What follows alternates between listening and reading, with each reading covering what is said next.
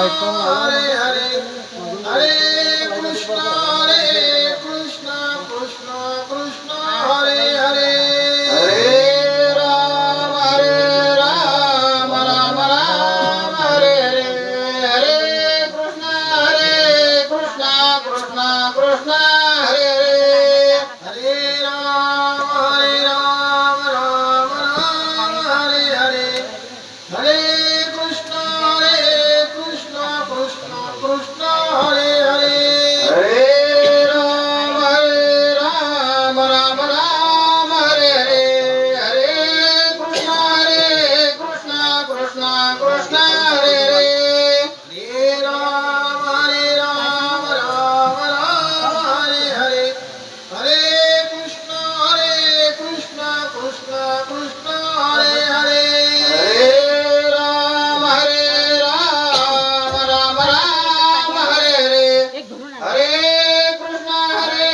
कृष्ण कृष्ण कृष्ण हरे हरे पुंडलीक वरदान विठ्ठल श्री ज्ञानदेव तुकाराम दत्तात्रय स्वामी नाथ महाराज की जय नमः पार्वती हर हर महादेव की जय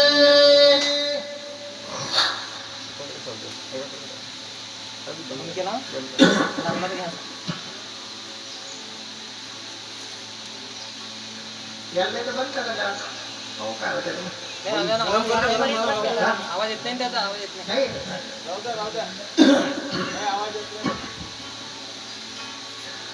ब्रह्मानंदं परमसुखदं केवलं ज्ञानमूर्तिं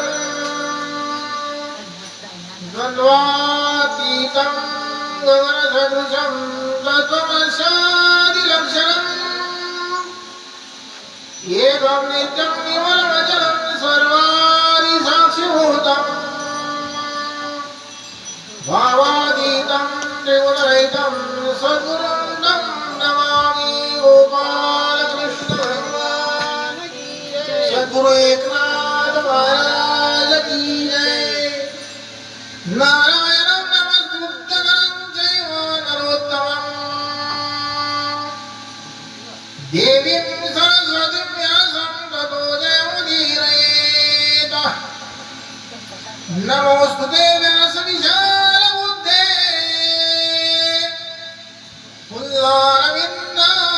पुल्लारविन्दायतपात्रनेत्र येन त्वयि भारततैलपूर्णा प्रज्वालितो ज्ञानमयः प्रदीपः प्रपन्नवर्यमताय पुत्रनेत्रैकमामये ज्ञानमुद्राय कृष्णाय गीतामृतये नमः गोपालकृष्ण भगवान की जय सद्गुरु एकनाथ महाराज की जय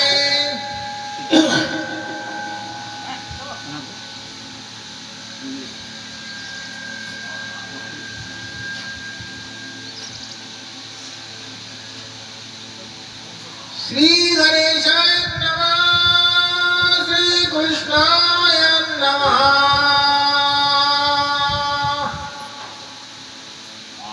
ओम नमो सद्गुरु त्र्यंबका ब्रह्मगिरी निवास नायका त्रिगुण त्रिपुरा भेदका कामांतका गिरिजेशा तुझा नाताचा डमरू सर्व शब्दे करीदा गजरू वेदानुवादे निरंतरू त्रिकांडू धोरू गर्जता तुझे हातीचे खटवंग करी जीवाचा जीवहंग अरंगेशी जाणोनी अंग अंग संग कैदेशी त्रिनयना त्र्यंबकलिंगा तुझपासोनी प्रवाहे चिरगंगा हे पवित्रपणे उत्तरी जगा प्रकाश गर्भा शंकरा प्रत्यक्ष दिसती दोन्ही लोचना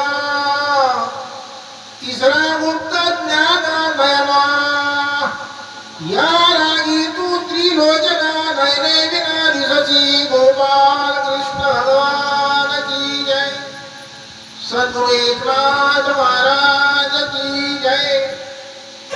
अशा रीतीनं परम पवित्र अशा गंगेच्या तीरावर शुकाचार्य मुनी परीक्षित राजाला आत्मज्ञान सांगून राहिले. आणि असं जे पवित्र आत्मज्ञान आहे ते आत्मज्ञान नाथ महाराजांच्या कृपेनं तुम्ही आपण असं भगवान शिवजीच्या मंदिरावर तुम्ही आपण श्रवण करून राहिलं मोठं भाग्य आहे. तुका म्हणे भाग्य या नावे म्हणजे आणि संसारी जन्मिजे याची लागी. काय सांगतात तो बाबा की जीवनात हे खरं भाग्य आहे.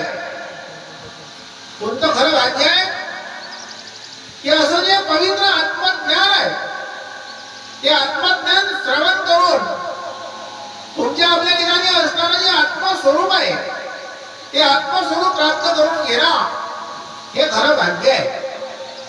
असं जे पवित्र भाग्य आहे. भाग्याचा तो पावे येते. तुकोबा काय म्हणतात खरं भाग्य ज्याच्या जीवनात असेल तो या पवित्र मंडपात त्याचा प्रवेश होईल म्हणतात. काय लिहितात महाराज या ठिकाणी. आता पहिल्या ओळीत नाथ महाराज अतिशय पवित्र आत्मज्ञान सांगून राहिले या ठिकाणी. काय सांगतात की ओम नमो सद्गुरु त्र्यंबका. सद्गुरूचं वर्णन करून राहिले म्हणजे सद्गुरूला नमन करून राहिले. आणि असं सद्गुरूला नमन करत असताना या ठिकाणी नाथ महाराज काय म्हणतात की ओम नमो सद्गुरु त्र्यंबका ब्रह्मगिरी निवास नायका त्रिगुण त्रिपुर भेदका कामांतका गिरिजेश. की असा जो कामाचा अंत करणार आहे की ज्याने पाहिल्याबरोबर आपल्या ठिकाणी असणारा जो काम नावाचा शत्रू आहे तो शत्रू समाप्त होऊन जाते. आणि तुकोबा अभंगात धर्म अर्थ काम आणि मोक्ष शिवा देखना प्रत्यक्ष वाचे वदता शिव नाम तयानवादी क्रोध काम.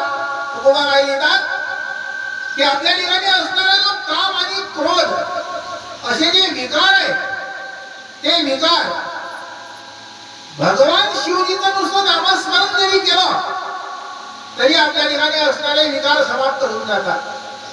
वाचे वदता शिव नाम तयानवादी क्रोध काम. या ठिकाणी नाथ महाराज सुद्धा काय लिहितात त्रिगुण त्रिपुर भेदका कामांतका गिरिजेशा. हे असं जे पवित्र आत्मज्ञान आहे ते आत्मज्ञान कधी प्राप्त होते म्हणतात की आपल्या ठिकाणी आपल्या प्रकृतीत असणारा जो काम आणि क्रोध आहे हे दोन्ही गोष्टी समाप्त झाल्यानंतर आपल्या ठिकाणी सद्गुरूची कृपा निर्माण होते. नाथ महाराज काय लिहिता पहिल्या ओळीत की ओम नमो सद्गुरु त्र्यंबका. त्र्यंबका म्हणजे ज्याच्या ठिकाणी तीन भाग आहेत.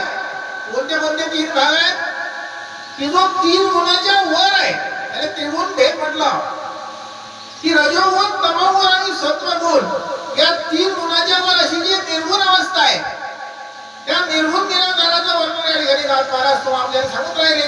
काय लिहितात तुझ्या अनाथाचा डमरू.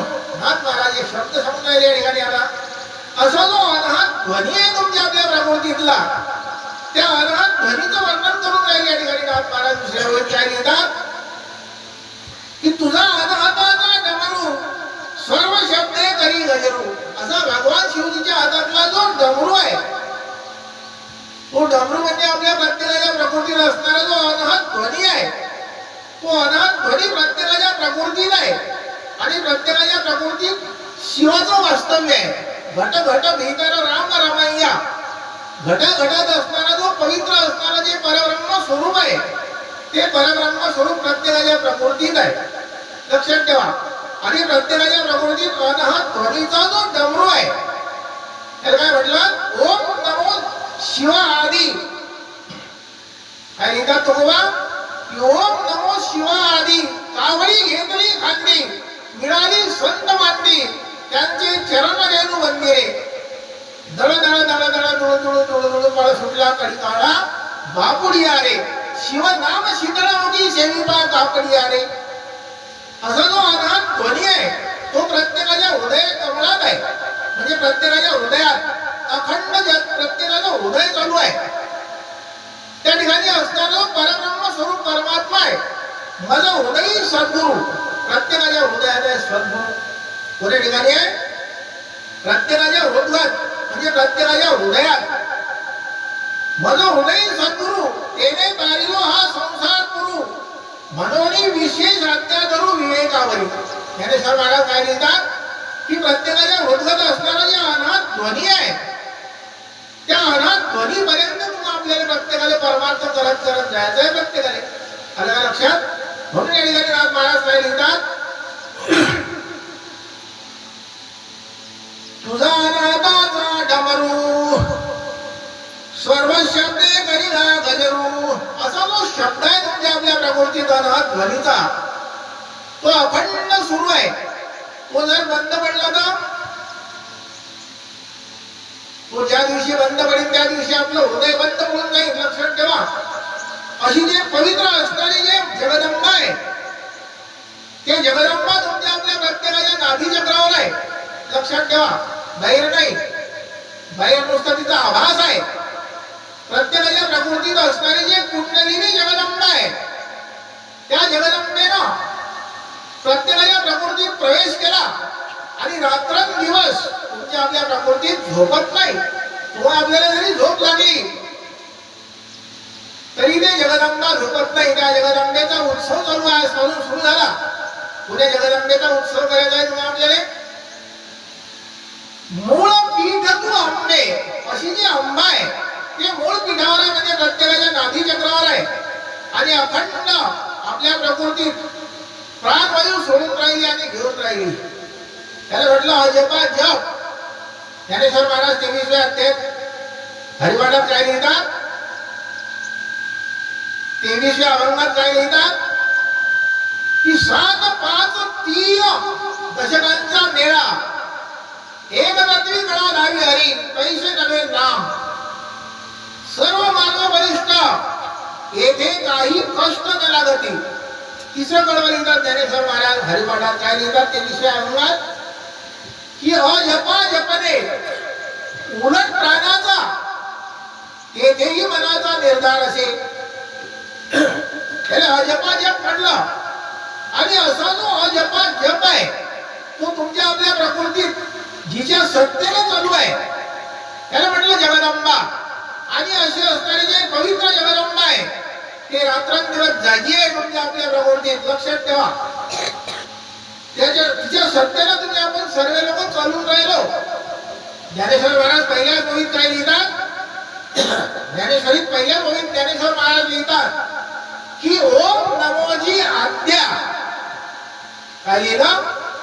ओंकार स्वरूप असणारा जो परब्रह्म स्वरूप परमात्मा आहे त्याची जी आद्या म्हणजे आदी भवानी, आदी शक्ती म्हटलं तिले. ओम नमोजी आद्या. आद्या म्हणजे अशी जी संपूर्ण सृष्टी जिची सत्ता आहे, जिच्या सत्तेनं तुमच्या आपल्या प्रकृतीत प्राणवायू चालू आहे, हा अजपा जप जो आहे जिच्या सत्तेनं तुमच्या आपल्या देहात प्राण अपान ज्ञान उदान समान देवदत्त उत्कल धनंजय ज्ञानानी कूर्म अशी 10 प्रकारचे वायू तुमच्या आपल्या प्रकृतीत रात्रंदिवस वळणारी जी सत्ता आहे त्याला म्हटलं जगदंबा. आणि त्या जगदंबेची आता आपल्याला काय करायचे, अशी भक्ती करायची आहे आणि तिने प्रसन्न करायची आहे. एका जनार्दनी प्रसन्न झाली अंबा. आणि जगदंबा ज्यावेळेस प्रसन्न होईल त्या दिवशी भक्तीला सुरुवात होते. लक्षात ठेवा. म्हणून ज्ञानेश्वर महाराज पहिल्या गोष्टीत काय लिहितात की ओम नमोजी आद्या. आद्या म्हणजे सर्व जगाच्या अगोदर असणारी जी आदिमाया शक्ती आहे त्या आदिमाया शक्तीने सर्व सृष्टी निर्माण केली. चेरे वाचरे भूचरे खेचरे एकी केली जलचरे. संपूर्ण सृष्टीमध्ये 84 लाख जोडी ज्या भगवंताच्या मायेनं निर्माण केली त्याला म्हटलं आद्या. वेद प्रतिपाद्या, जिचं वेदाने सुद्धा वर्णन करता आलं नाही अशी जे जगदंबा आहे. वेद प्रतिपाद्या जय जय स्वसं वेद्या आत्मरूपा. ज्ञानेश्वर महाराज पहिल्या ओळीत काय लिहितात की जिच्या ठिकाणी आत्मस्वरूपाची सत्ता आहे त्या आत्मस्वरूपाच्या सत्तेनं काय करून राहिली ती जगदंबा? अखंड प्रत्येकाच्या प्रकृतीत वास करून राहिली. लक्षात ठेवा, तिथं जोपर्यंत आपल्या प्रकृतीत वास्तव्य आहे तोपर्यंत तुमचं आपलं हे शरीर चालू आहे. लक्षात ठेवा, बाहेर नाही जगदंबा, मातीची नोहे आंबा. तुकोबा काय म्हणतात? मातीची नाही जगदंबा कशाची आहे? जे चैतन्य चक्रवर्तीची शोभा. कशाची आहे जगदंबा? चैतन्य आहे, तुमच्या आपल्या प्रकृतीत चालून राहिली, अखंड वास्तव्य आहे, तुमचं आपलं शरीर तिच्या सत्तेनं चालून राहिलं, तिला म्हटलं जगदंबा. आणि अशी असणारी जी जगदंबा आहे त्या जगदंबेची तुम्ही आपल्याला उपासना करायची आहे प्रत्येकाले. आणि अशी पवित्र असणारी जी जगदंबा आहे तिच्यापासून आपल्या प्रकृतीत अनहत ध्वनी जो आहे तो अनहत ध्वनी सुरू आहे. लक्षात ठेवा, अनु हात वाजती टाळ, अनु क्षीर गीत रसाळ. तो पंखा बंद करून टाक. बंद करा. त्याचा ठसका उठून आला, ते आवाज अंदर जातो.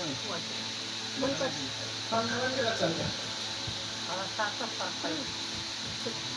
तो आवाज ओळून राहिला ना. बस कमी होत नाही का रे निभार? नाही जोडून लावा का तो?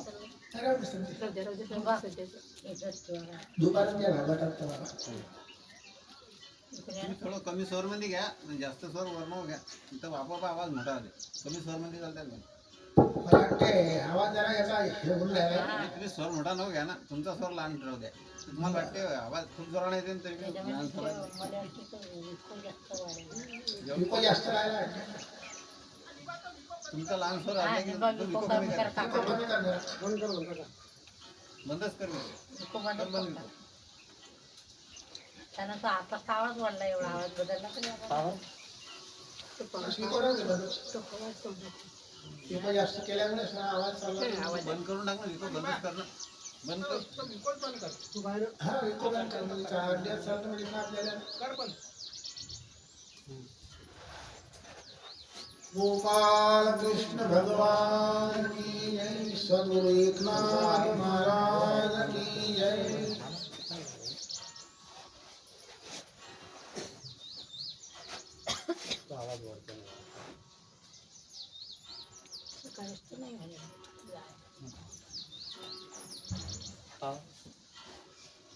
बस तुझे हातीचे खटवांग करी जीवाचा जीवभंग. अरण्येशी जाळोरी अंग अंग संग तैदेशी. काय लिहितानात महाराज या ठिकाणी आता की असा जो पवित्र असणारा जो अंगसंग आहे परमात्म्याचा. कशाचा अंगसंग आहे? तुमच्या आपल्या देहात आपल्या प्रकृतीत आत्मतत्वाचा अंगसंग आहे. तुम्ही प्रत्येकाची प्रकृती जी चालून राहिली ते आत्मतत्वावर चालून राहिले. तुमच्या आपल्या प्रकृतीत असं जे आत्मस्वरूप आहे त्या आत्मस्वरूपाच्या सत्तेनं तुम्ही आपण प्रत्येक मनुष्य चालून राहिलो म्हणजे चाले हे शरीर. कोणाची सत्ते कोण बोलविते हरिविना. त्या भगवंताच्या सत्तेनं तुमचं आपलं प्रत्येकाचं शरीर हे चालून राहिलं. त्या ठिकाणी काय लिहितात महाराजांना? विको बंद करून टाक.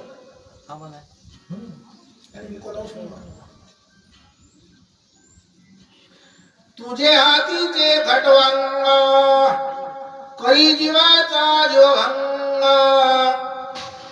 अनंगेशी जाळोरी अंग अंग संग तैदेशी. असा भगवान शिवजीच्या हातातला जे खडगा आहे, खडगा म्हणजे जो त्रिशूळ आहे, तो त्रिशूळ म्हणजे जीवाचा जीव अंग करणारा म्हणजे जीवाचा जीवपणा नष्ट करून तुमच्या आपल्या ठिकाणी शिवाचा शिवपणा जो आहे तो शिवपणा निर्माण करून देणारे संत महात्मे. लक्षात ठेवा, काय लिहिता ठिकाणी महाराज होता? अनंगेशी जाळोरी अंग अंग संग तैदेशी. अनंगेशी जाळून अंग अंग संग तैदेशी. विषय थोडा उंच सांगून राहिले महाराज, कारण सद्गुरूचं वर्णन करता करता काय लिहितात? असं जे आपलं शरीर आहे त्याला विधेयी अवस्था म्हटलं या ठिकाणी. अशी जे विधेयी अवस्था आहे या देहाचा जो भाव आहे तो भाव समाप्त झाला पाहिजे.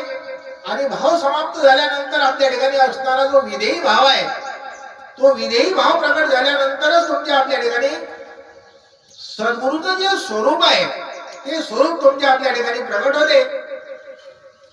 त्रिनयना त्र्यंबकलिंगा तुझ पासोनी प्रवाहे चितगंगा. अशा रीतीनं भगवान शिवजीच्या मस्तकापासून म्हणतात की अशी जे गंगा आहे त्या गंगेचा उगम झाला आणि अशी जे भगवान शिवजीनं गंगा प्रगट केली. गंगा कुठे आली म्हणताय? भगीरथ राजानं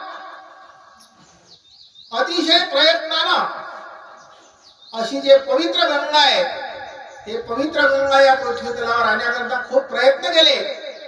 कारण सगळे कथा माहित आहे की 60,000 असणारे जे सगर राजे होते त्याने मोठा यज्ञ सुरू केला आणि त्या यज्ञात या पृथ्वी तलावर त्याने घोडा सोडला.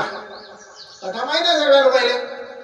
आणि या पृथ्वी तलावर घोडा सोडल्यानंतर हे पांडवाईचे पूर्वज होते, पांडवाईचे. आणि या सगर राजानं या पृथ्वी तलावर घोडा सोडला आणि तो घोडा जो कोणी जिंकेल त्याच्याशी युद्ध करायचो, असं पूर्वीचा प्रथा होती. नंतर काय झालं म्हणतात की तो घोडा कोण्या ठिकाणी आला की ज्या ठिकाणी आज गंगासागर आहे, लक्षात ठेवा. कोण्या ठिकाणी आला हा घोडा? ज्या ठिकाणी कपिल महामुनी तपश्चर्या करत होते. असं पवित्र असणारं जे तुका म्हणे गंगासागर संगमी अवघ्या झाल्या उर्मी एकमय, अशी जे पवित्र असा जो गंगा, त्या ठिकाणी गंगा आणि समुद्र याचा संगम आहे. त्या संगमावर कपिल महामुनी तपश्चर्या करत होते. आणि कपिल महामुनी तपश्चर्या करत असताना इकडे इंद्राचं आसन डोललं. कारण कोणीही या पृथ्वी तलावर तपश्चर्या करणारा असला आणि त्याची तपश्चर्या जर फलद्रूप झाली तर तिकडे इंद्र जो आहे तो घाबरून जाते. त्या इंद्रानं कुप्ती केली. काय कुप्ती केली म्हणतात की तो इंद्र असा त्या कपिल महामुनीच्या आश्रमाजवळ येऊन बसला आणि कपिल महामुनीच्या जवळ गुप्त येऊन बसला. त्या ठिकाणी गुप्त स्वरूपात आला तो. त्याचं खूप मोठं सैन्य इंद्राचं, आणि त्या इंद्राचं सैन्य घेऊन इंद्र हा कपिल महामुनीच्या आश्रमावर आला. आणि कपिल महामुनीच्या आश्रमावर आल्यानंतर काय केलं इंद्रानं? त्या ठिकाणी सगर राजाचे घोडे आले. सगर राजाने घोडा सोडला होता आणि सगर राजाचा घोडा त्या ठिकाणी आल्यानंतर इंद्रानं काय केलं? त्या कपिल महामुनीच्या पर्णकुटीच्या समोर असा जो घोडा होता सगर राजानं सोडेल तो घोडा आणून बांधून टाकला. इकडे कपिल महामुनी समाधीस्थ होते, अखंड समाधीला गेले होते. त्यांचे डोळे बंद होते. भगवत चिंतनात विधेयी स्वरूप निर्माण होईल होतं. विधेयी अवस्था, त्या विधेयी अवस्थेत कपिल महामुनीला कल्पना सुद्धा नाही की आपल्या पर्णकुटीपुढे काय होऊन राहिलं म्हणून. पण इकडे इंद्रानं आयडिया केली. घोडा बांधून टाकला पर्णकुटीच्या समोर आणि बाजून सैन्य आलं. कोणाचं सैन्य आलं? या सगर राजाचं सैन्य आलं. आणि सैन्य आल्यावर ते सैन्य विचार करायला लागलं, म्हणजे आपला घोडा या साधूला धरला ना, आता डोळे लावून बसला. त्या साधूला कल्पना सुद्धा नाही कपिल महामुनीने. मग काय झालं म्हणतात? ते सैन्य त्या साधूला मारायला लागलं. साधू झोपेत होता, म्हणजे तपश्चर्या करत होता.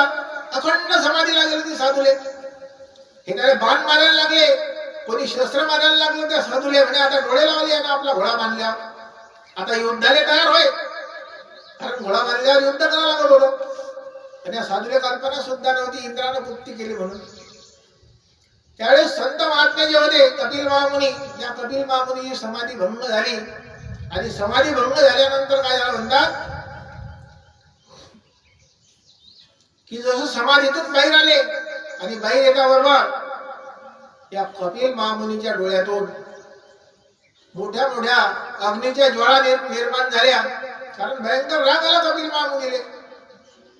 आणि मोठ्या मोठ्या ज्वाळा निर्माण झाल्यानंतर त्या ठिकाणी 60,000 सैन्य होतं. सामान्य नव्हतं ते सगर राजाचं सैन्य. 60,000 सैन्य, 60,000 लोक होते त्या सैन्यात. ते सर्वच सर्व सैन्य त्या ठिकाणी कपिल महामुनीच्या रागाने मरून गेलं. मोठं मोठं त्या ठिकाणी अग्नीच्या ज्वाळा निर्माण झाल्या साधूच्या डोळ्यातून.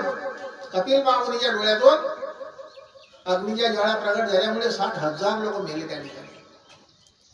आणि त्यानंतर काय झालं म्हणतात की अनेक राजे होऊन गेले त्या युगात, पण तरी सुद्धा त्या सगर राजाचा कोणी सुद्धा त्या सैन्याचा उद्धार करत नव्हतं. कारण त्याने विचारलं, त्याच्या कुळात पुढे भगीरथ नावाचा राजा जन्माला आला. आणि या भगीरथ राजानं अनेक संत महात्म्याने विचारलं. त्याने सांगलं की म्हणजे स्वर्गातून जर गंगा आणली, स्वर्गातून जर गंगा आणली तर तुझे पूर्वज उद्धरून जातील. त्या पूर्वजाचा उद्धार करण्याकरता तुला गंगा आणावं लागेल या पृथ्वी तलावर. आता गंगा आणणं म्हणजे सोपं आहे का? सोपं नाही. कारण एवढा मोठा गंगेचा प्रवाह जो आहे, तो गंगेचा प्रवाह हा कोणीही सांभाळू शकत नव्हता. पहिल्यांदा भगवान शिवजीची तपश्चर्या केली भगीरथ राजानं, आणि भगवान शिवजीने प्रसन्न केलं. आणि एवढी मोठी गंगा जो आहे, त्या गंगेचा प्रवाह भगवान शिवजीच्या गंगा डोक्यात उतरली म्हणतं, लक्षात ठेवा. आणि भगवान शिवजीच्या डोक्यात गंगा आल्यानंतर त्या गंगेचा प्रवाह त्या ठिकाणी थोडा शांत झाला. त्या ठिकाणी मोठा तलाव आहे. कोण्या ठिकाणी हा तलाव?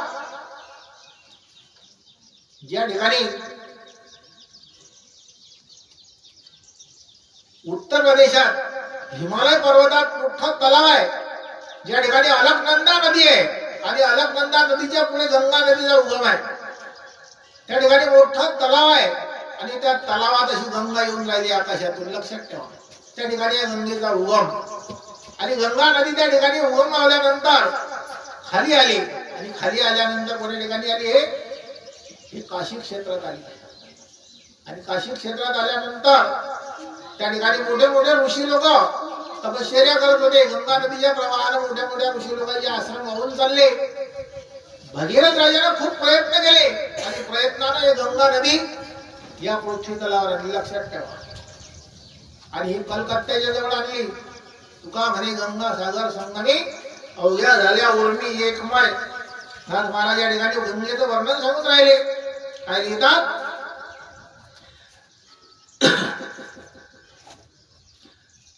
त्रिनयना त्र्यंबकलिंगा तुझ पासोनी प्रवाहे चित गंगा. अशी जे पवित्र गंगा आहे भगवान शिवजी पासून या गंगेचा उगम झाला.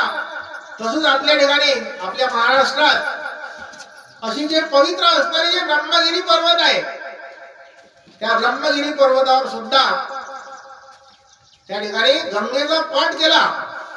कोण केला हा पाठ? गंगेचा पाठ कोणते ऋषी होते ते त्या ठिकाणी राहणारे?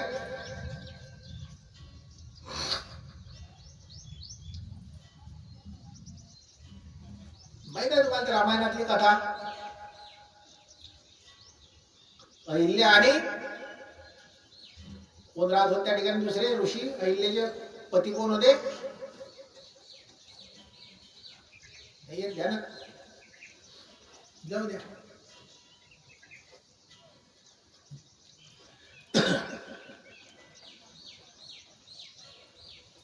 रामायण ऐकणार आहे तुम्ही सगळे लोक? मा ध्यानात नाही, तुम्ही तुमच्याही ध्यानात नाही. गौतम ऋषी होते, लक्षात ठेवा. तुमच्या ध्यानात येणार नाही लवकर. कोणते ऋषी होते? गौतम ऋषी होते. त्या ठिकाणी स्वर्गातल्या कन्या आणि या पृथ्वीतलावरल्या अनेक स्त्रिया त्या ठिकाणी आत्मज्ञान शिकण्याकरता जात होते. कुठे जात होते? हे गौतम ऋषीच्या आश्रमावर जात होते, लक्षात ठेवा. आणि गौतम आणि अहिल्या हे कोण होती? अहिल्या हे गौतम ऋषीची शिष्या होती. आत्मज्ञान शिकण्याकरता ब्रह्मदेवाची मुलगी होती. आणि ब्रह्मदेवाची मुलगी हे आत्मज्ञान शिकण्याकरता ब्रह्मज्ञान शिकण्याकरता गौतम ऋषीकडे येत होते हे सगळे लोक. आणि त्या पर्वतावर, त्या ब्रह्मगिरी पर्वतावर काय झालं म्हणतात की त्या ठिकाणी पाणी नव्हतं. मग गौतम ऋषीने एक दिवस गंगेचा पाठ केला त्या ठिकाणी. गंगा प्रगट केली. लक्षात ठेवा, आजही सुद्धा गंगेचा जर पाठ केला तर गंगा नदी प्रगट होते. लक्षात ठेवा, आपल्या भागात लोक नाही तसे, बाजार खोऱ्यात आहेत असे लोक. लक्षात ठेवा, आपल्याकडे नाही. थोड्या ठिकाणी असे लोक, ऋषी लोक बाजार खोऱ्यात आहेत. या ठिकाणी गंगेचा पाठ केला त्या साधून आणि पाळातून गंगा काढली. आजही लक्षात ठेवा, आजही हे गौतम ऋषीचं वर्णन हे इतिहासातलं झालं. पण आजचं वर्णन सांगून राहील तुम्हाला स्वतः. त्या ठिकाणी पाणी नव्हतं, उन्हाळा दिवस होता. सगळे हिंस्र पशु पक्षी, वाघ, सिंह, त्या पाळात मोठे मोठे हिंस्र पशु पक्षी आहे 7 खोल्या पाळात. आणि त्या ठिकाणी त्या ऋषीनं बादल खोऱ्यात गंगेचा पाठ केला. लक्षात ठेवा, मी होतो त्या ठिकाणी त्यावेळेस. आणि गंगेचा पाठ केल्यानंतर गंगा नदी त्या पाळातून प्रगट झाली. आणि प्रगट होण्याबरोबर त्या ठिकाणी त्रिवेणी संगम आहे बादल खोऱ्यात. आणि त्या त्रिवेणी संगमावर मोठी गंगा प्रगट झाली. आणि गंगा प्रगट झाल्यानंतर असा उन्हाळा दिवस होता. आणि त्या उन्हाळ्यात सर्व हिंस्र पशु पक्षी त्या ठिकाणी पाणी प्यायला येत होते. लक्षात ठेवा, आजही सुद्धा. आलं का लक्षात? त्या ठिकाणी त्रिवेणी नदी आहे. त्रिवेणी संगम म्हटले झाले. अरुणा, वरुणा ह्या नद्या आहेत त्या ठिकाणी. 3 नद्या आहेत बादल खोऱ्यात. आणि सगळ्या ज्या वनस्पती आहेत त्या वनस्पत्या सुद्धा त्या ठिकाणी आहे बादल खोऱ्यात. लक्षात ठेवा, कोणत्या वनस्पती आहेत? संजीवनी वनस्पती आहे. अनेक प्रकारच्या वनस्पती आहेत त्या ठिकाणी. काय सांगत होतो मी की असं जे पवित्र असणारा जो ब्रह्मगिरी पर्वत आहे, दृष्टी पडता ब्रह्मगिरी त्याशी नाही यमपुरी. वाचे म्हणता गंगा गंगा सकळ दोष जाती भंगा. दृष्टी पडता ब्रह्मगिरी तया नाही यमपुरी. कुशा वर्ता करिता स्नान त्याचे कैलाशी राहणे. नामा म्हणे प्रदक्षिणा त्याच्या पुण्या नाही गणना. असं जर त्या पर्वताला नुसते प्रदक्षिणा जरी केली म्हणता आपल्या महाराष्ट्रात, एवढा मोठा पवित्र पर्वत आहे. कोणता पर्वत आहे तो? ब्रह्मगिरी पर्वत आहे. त्या ठिकाणी गौतम ऋषीने तपश्चर्या केली आणि गंगा प्रगट केली. त्या ठिकाणी गोदावरी म्हटले गेले. आणि अशी पवित्र असणारी जी गोदावरी आहे, त्या गोदावरीचा त्या ठिकाणी उगम झाला. आणि त्या गोदावरीचा उगम झाल्यामुळे हजारो लोक त्या ठिकाणी आज त्या गंगेवर जीवन जगून राहिले. मोठे मोठे तलाव बांधले त्या ठिकाणी पैठण क्षेत्रात, ज्या ठिकाणी नाथ महाराजांचा अवतार झाला महाराष्ट्रात. त्या ठिकाणी मोठं पैठणले काय मोठा नाथ सागर बनला त्या ठिकाणी. आता सरकारनं हजारो लोक पाणी पिऊन राहिले. अशी जे पवित्र गंगा आहे, नाथ महाराज म्हणतात त्या ठिकाणी की ते पवित्र गंगा या पृथ्वी तलावर आणणारे जे भगीरथ राजा आहे, त्या भगीरथ राजाचं सुद्धा या ठिकाणी वर्णन करून राहिले. ती नायना त्र्यंबकलिंगा तुझं पासोनी प्रवाहे चितगंगा. आता तुमच्या आपल्या ठिकाणी असणारी जे चितगंगा आहे, त्या चितगंगेचं वर्णन सांगून राहिले या ठिकाणी नाथ महाराज. आता हे बाहेरची गंगा झाली. तुमच्या आपल्या प्रकृतीत असणारी जे त्रिवेणी आहे, अशी जे पवित्र असणारी चितगंगा आहे, त्या चितगंगेत तुम्ही आपल्याला स्नान करायचं आहे प्रत्येकाले. आणि त्या चितगंगेत स्नान करून ते त्रिवेणी आहे तुमच्या आपल्या ठिकाणी. कोणती कोणती त्रिवेणी आहे? अतिशय सूक्ष्म असणारी जी हिडा, पिंगा आणि सुषमना, या 3ही नाळे ज्या ठिकाणी एकत्रित होतात त्या ठिकाणी एक त्रिवेणी, त्याला म्हटलं चितगंगा. आणि त्या चितगंगेत तुम्ही आपल्याला स्नान करायचं आहे प्रत्येकाले. आणि त्यावेळेस काय होते म्हणतात, ते पवित्रपणे उद्धरी जगा. आणि अशी जे पवित्र गंगा आहे, त्या गंगेत पुस्तक स्नान जरी केलं तरी तुमचा आपला उद्धार होते म्हणतात. लक्षात ठेवा. आणि अशी जी चितगंगा आहे तुमच्या आपल्या प्रकृतीत, त्या चितगंगेत स्नान केलं तर प्रकाश गर्भा शंकरा, असा जो प्रकाश आहे त्या त्रिवेणी संगमावर, कशाचा प्रकाश आहे? आत्मस्वरूपाचा जो प्रकाश आहे, ज्या ब्रह्मस्वरूपाचा प्रकाश आहे त्या ठिकाणी. आत्मस्वरूपाचा नाही, आत्मस्वरूपाचा प्रकाश पुढे आहे. लक्षात ठेवा. त्या ठिकाणी ब्रह्मस्वरूपाचा जो प्रकाश आहे त्याला काय म्हटलं? अंतर ज्योत. निरंतर बांधणी साची स्वाच साहेब लिवलाई.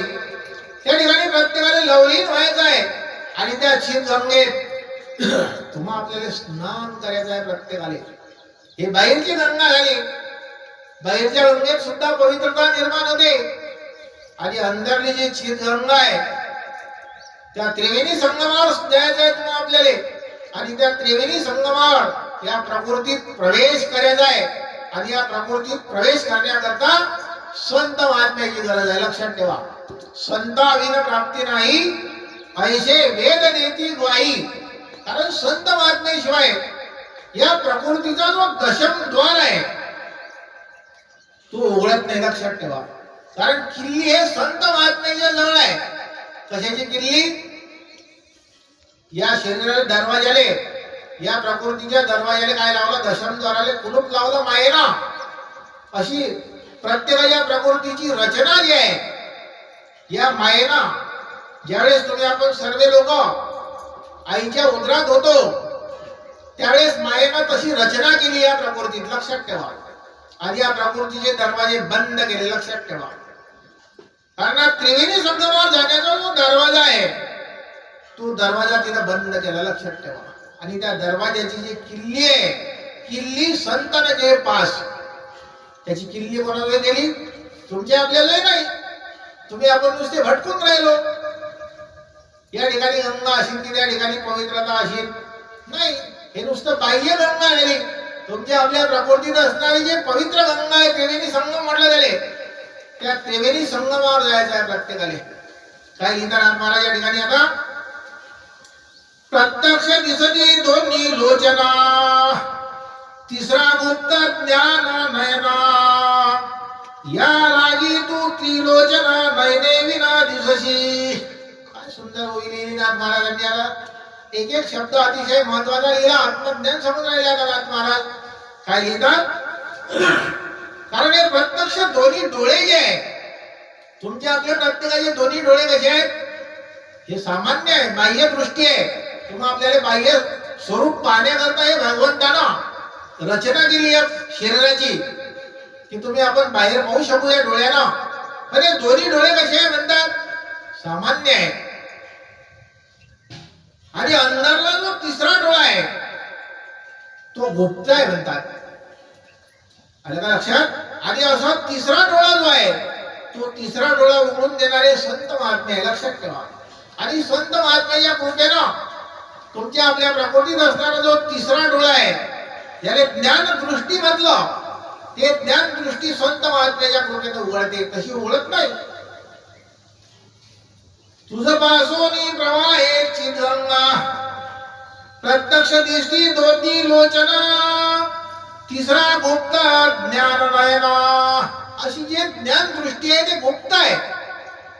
या उपाधी माझी गुप्त, चैतन्य असे सर्वगत, ते तत्वज्ञ संत स्वीकारिती.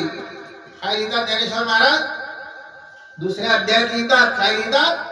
की या उपाधी माझी गुप्त, म्हणजे या प्रकृतीत असणारी जे गुप्त असणारी जे वस्तू आहे, चैतन्य असे सर्वगत, असं चैतन्य असणारं जे भगवंताचं स्वरूप आहे, ज्याने ज्ञान दृष्टी म्हटले या ठिकाणी, ज्ञान नयन म्हटलं. आणि असा जो ज्ञानाची दृष्टी आहे ती अतिशय गुप्त आहे. आलं का लक्षात? या उपाधी माझी गुप्त, चैतन्य असे सर्वगत, ते तत्वज्ञ संत स्वीकारिते.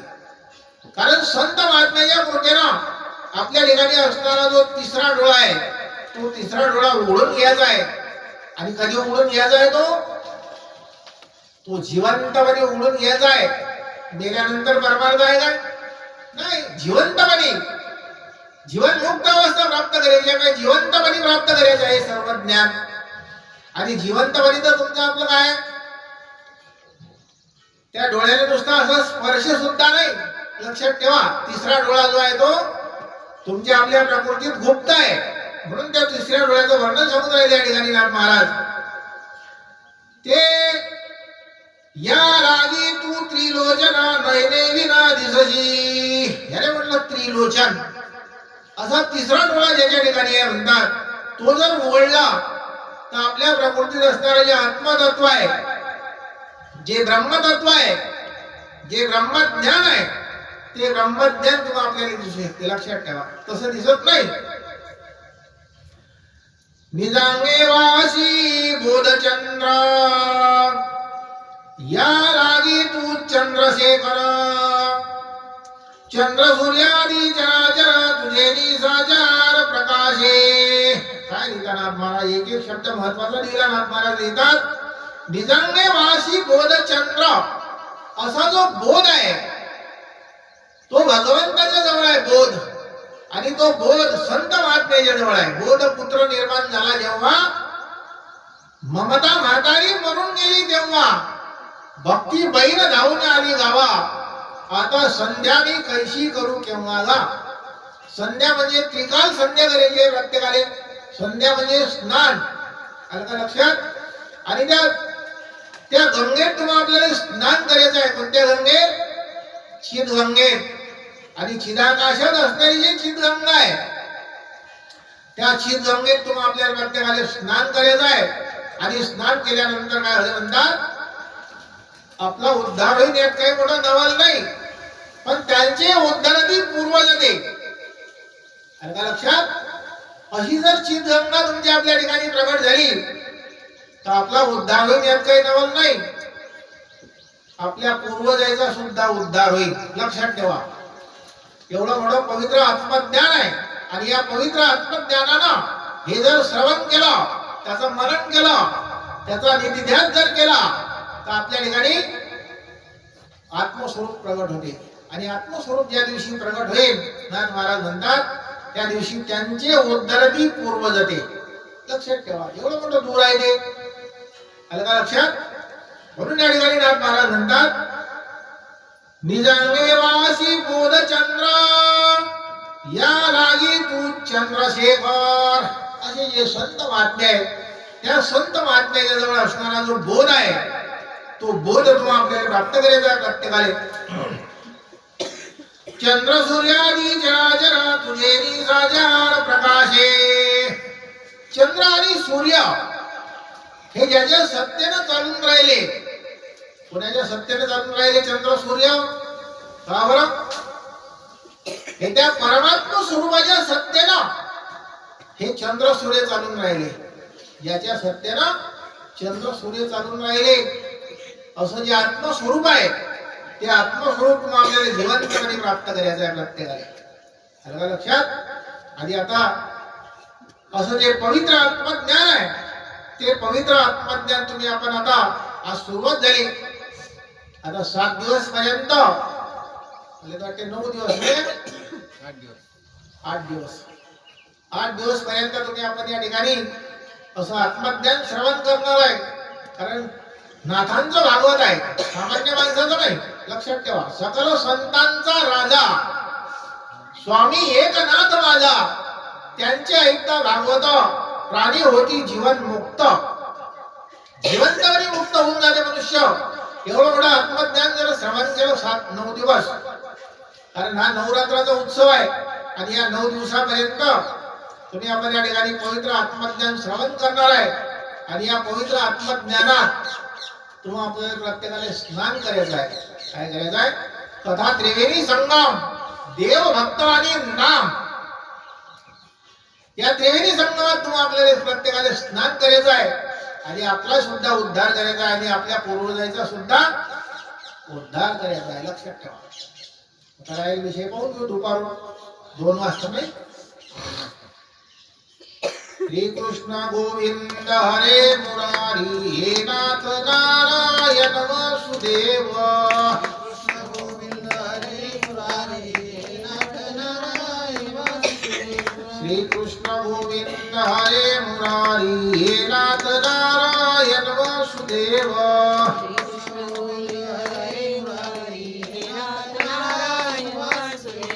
श्री कृष्ण गोविंद हरे मुरारी, हे नाथ नारायण वासुदेव.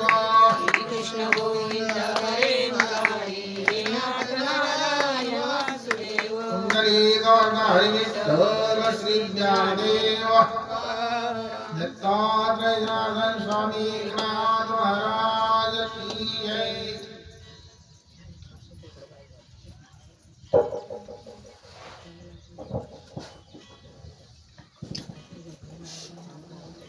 हे बंद कर.